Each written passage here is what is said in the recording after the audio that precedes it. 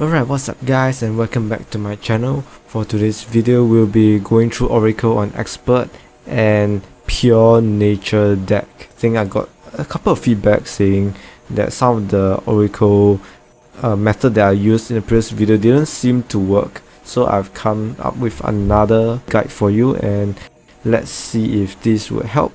And this is my Pure Nature deck.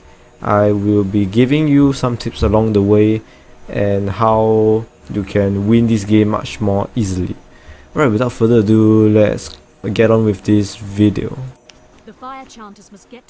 So for the first part of this game is mainly just to gather up some power to summon an army of wind weavers and world beasts. So this would take probably around 2 minutes or so, and the queue to attack this bandit base is when the second wave arrives, and you want to catch the wave somewhere in the middle here.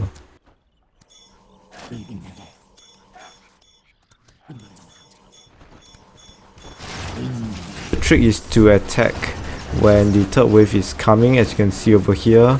The reason why you want to attack in this mid area is because you want to lure all these fire chanters to tank some of the damage, while your wind weavers and of course some will be clear off this bandit camp. Yeah, these fire chanters can really take quite a bit of damage. They have some health, and the best case scenario is something like this when all of them are alive, because when they are all together they occasionally cast some heals. And once you have cleared most of the bandit launchers, aim for the big bandit barracks that I've just destroyed. While clearing the bandit barracks, I took the well.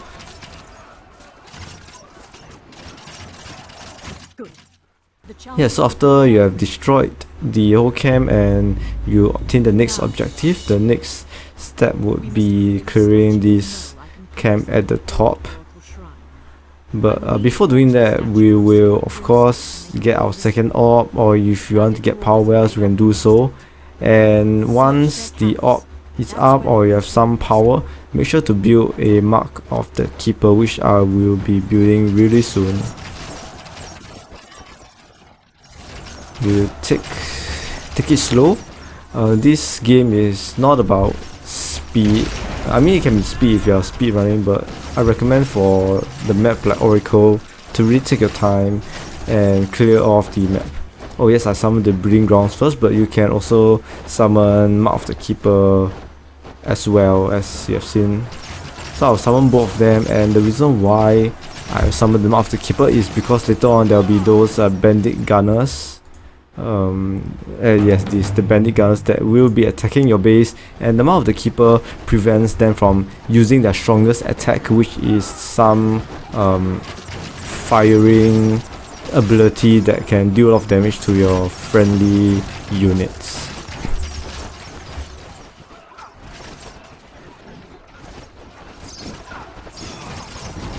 You want to quickly take down this base, as they do spawn some bandit units and you want to ease the burden on your main camp. So just quickly destroy this space at the top. Have some surge of light to heal your wind weavers. It doesn't matter if they get killed in this attempt. Make sure to just take down the bandit tent.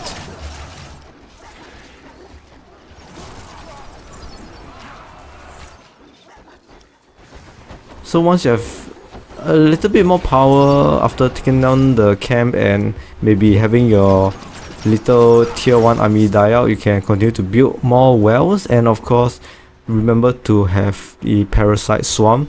This is very important, as you want to take over or take control of all the bandit gunners that will be attacking soon. So at this moment we will just fast forward a little bit until the first wave of bandit gunner comes to attack your base, which is probably in a minute or so.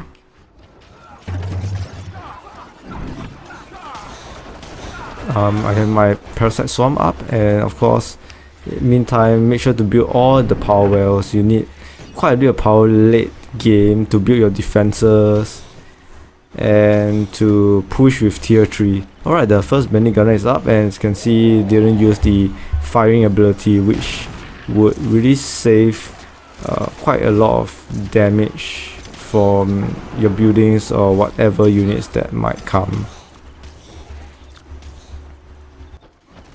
And my will be to take the top power well.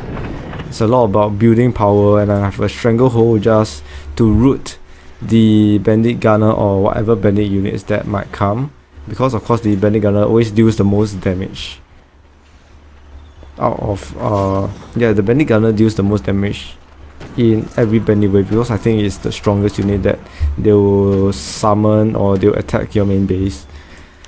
So this is the plan. Basically just wait for bandit gunners to come and take over them using the parasite swarm, and once you have a decent amount of bandit gunners, probably about over here I have 4 to take down the base at the top left, and of course I have Curse of Oink to prevent my units from taking a lot of damage, and I will want to aim to take down the way station first, which I have destroyed earlier in the game, and followed by that taking down the bandit tents and bandit barracks so that they won't spawn any more units. Of course here it's unfortunate there's a lot of bandit gunners, but I can take both of them down, not an issue over here. Always take note that we shouldn't, or you shouldn't, destroy the stone storage too early in the game. You can destroy maximum of 1, because each time when you destroy the stone storage, a random enemy bandit unit will spawn at this little crack in the valley, and the first stone storage destroyed is usually only one of these bandit Skylords alpha male. When you destroy the second one or even more, there will be stronger bandit units that would spawn, like the bandit wind hunter or the bandit ships, which can be really troublesome. So I recommend only destroying 1 stone storage at the maximum, while ensuring that you get at least a tier 3 or tier 4 to fend off the bandit spawns. Of course, the bandit spawns will cease to exist once you have transported the stone storage or the stone transporter to this area in the middle. Of course, continuously while building up your base, just keep collecting as many bandit gunners as you can. And for this tier 3 nature, I've used Thornbark, my favorite pure nature unit, because for Oracle, due to my recommendation of waiting to gain power, we have tons of power, and it's very beneficial for root networks because we need a lot of power to summon units and summon towers as well later on in the game. And Thornbarks especially, it's very strong root network with many of these Thornbarks together. Because of my Curse of Oink or even the creeping paralysis whenever needed to make sure that my units don't get too much damage. And of course, if you notice, once tier 3, I would be using the rest of the heals like Equilibrium or tier 4 Regrowth. You really want to save your Surge of Light, because later when the final boss appears in umbabwe, the bandits will begin attacking a few of your monuments, and you'll be down with 2 monuments. Of course, this can be delayed if you have 2 green peas to stop the bandit ships from destroying your monument, but we'll get to that later. Right now, let's get our 4th orb, slow and steady. Curse of Oink, very important as well, and my Thornbark straight to attack the bandit base. Alright, once you have tier 4 and unfortunately the stone storage is here, you want to clear this base first before getting all the stone storage destroyed and transporting it to your base. Alright, I got a green piece so that the bandit Tortugan won't attack my Thornbark. And now that all the base has been destroyed, time to destroy all the stone storage. As you can see, the bandit wind hunter spawning. And yep, let's just get this stone transporter back to the base. Yeah, this is the Raven scout sheet I was talking about, or rather I was referring as the bandit ship. And there's a little problem here because I built quite a bit of buildings and units, and the only way to get this stone transporter to walk to the middle is to destroy some of the buildings and make sure that my allied units is out of range so that it can sort of detect back and go to the middle. This is quite an irritating bug, but eventually I got it to move again. It took quite a bit of time, about 5 minutes or so. Alright, and finally it got to the middle, and I've wasted quite a few charges on building my defenses previously, so I have to wait for more charges on the Howling Shrine. And a good trick for this is to build quite a few buildings surrounding this area, because there will be quite a lot of bandits spawning for the final wave, and the buildings can be a really good distraction for the bandit units to attack. After this, you really want to build a very strong army. I have the giant rims, very important, and of course my thorn bugs and razor leaf.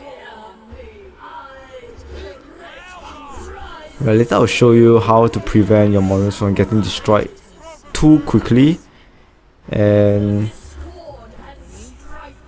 yeah, this ending is pretty straightforward. Just follow the order of what is shown to activate the trick magic devices. I'll quickly fast forward this until umbabwe appears. Alright, umbabwe appears, and I guess this is a time where I'll show you how do you prevent your monsters from getting destroyed too quickly. And yep, just aim everything to umbabwe. So first, because of this bandit ship that attacks your monuments, you want to put a green piece here as you have seen me do it. And the second monument that we destroyed will be over here, and usually the bandit ship will be somewhere hidden at the bottom left. So you want to put another green piece here to delay your monuments from getting destroyed. Yes, so 2 green pieces is needed, but you can have 1 green piece to stay at tier 3 for a longer time, which is what I kind of did.